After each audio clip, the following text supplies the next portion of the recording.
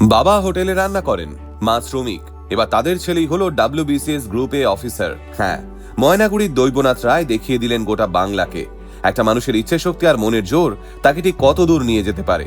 News 18 বাংলার প্রতিবেদন সূত্রে জানা যায়, ময়নাগুড়ি ব্লকের খাগড়াবাড়ি 1 গ্রাম পঞ্চায়েতের দক্ষিণ খাগড়াবাড়ি হঠাৎ কলোনির বাসিন্দা দৈবনাথ। ছোটবেলা থেকেই বাবা মাকে অক্লান্ত পরিশ্রম করতে দেখেছেন দৈবনাথ, তাই শত অভাবের দিনেও দৈবনাথ নিজের লক্ষ্য স্থির রেখে পড়াশোনা চালিয়ে নিয়ে গেছেন।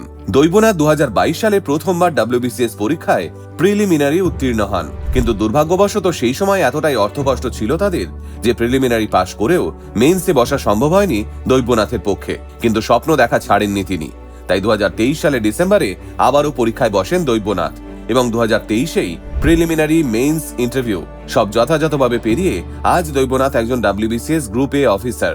আজ দৈবনাথ গোটা গ্রামের গর্ব, একই সঙ্গে বহু ছাত্রছাত্রীর কাছে অনুপ্রেরণার আর এক নাম। বর্তমানে রাজ্য সরকারের WBCS পরীক্ষায় গ্রুপে এক্সিকিউটিভ পদে 39তম র্যাঙ্ক অর্জন করেছেন দৈবনাথ। একদিন যে ছেলেটা টাকার জন্য পড়াশোনা বন্ধ হয়ে গেছিল, সে আজ এত বড় সম্মানের একটা পোস্টে কর্মরত। এর থেকে বড় অনুপ্রেরণা আর কি হতে পারে বলুন তো?